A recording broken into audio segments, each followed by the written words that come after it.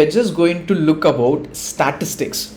You know one thing, guys, you will use the statistics on all your algorithms. It's not only, a normal algorithm or anything. Even in the day-to-day life, whatever you're seeing in the exchange or whatever you're seeing in the, for example, if you are using an exchange, if you see the bid and ask price, there also statistics has been implemented. So like this, each and everywhere statistics is used.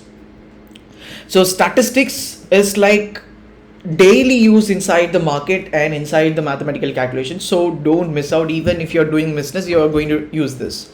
In that statistics, you will have three things which you will be using in a repeated way. One is mean, another one is median, another one is range. So mean is nothing but finding out the average. Okay. And median is nothing but finding out the middle value. And the range is nothing but the highest to lowest. For example, where and all we will see this on the day-to-day life is, for example, if you take a Bitcoin, the Bitcoin average price is $103 or $103 or $105 or anything. You're just going to find out the average with a small equation. And one more advantage you have, we have inbuilt libraries and the equations which we can call out, and we can use it very easily on Python. So you got my point, right? So you're just going to use it very easily compared to other things.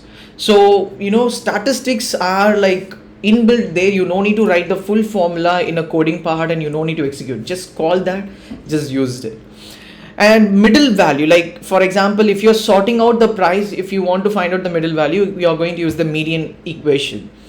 Range is nothing but, for example, we will find out, right, weekly which one is top gainers or which one is top losers, or in weekly how the price has been moved, or today, like for past 24 hours, which coin has been performed good, which coin does not perform good. So for that, range is used. So this mean, median, range used in our day-to-day life in exchange or in your business or in your day-to-day life. So statistics is everywhere, if you ask me. In that variant, you will be using a rare scenario, like to find out the spread and everything, like for example, if you have the bid and ask price, in that if you want to find the spread, or if you want to find the gap between something, on that place you will use a variance formula.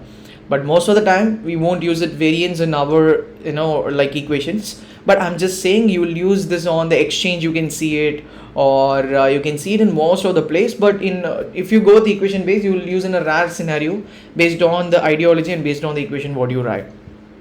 And standard deviation we will use in all the scenario, because standard deviation will find out what is the volatility is inside the market. So standard deviation everywhere is you're going to use, not only in the market, even in the day-to-day life. You can easily find out what is the volatility between supply and demand. So with the supply and demand calculation, you're just going to find out whether it's going to be more volatile or less volatile. You can write plenty of equation with standard deviation.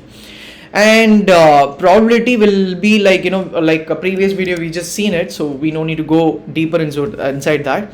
So only this, like nearly 5 we need to focus.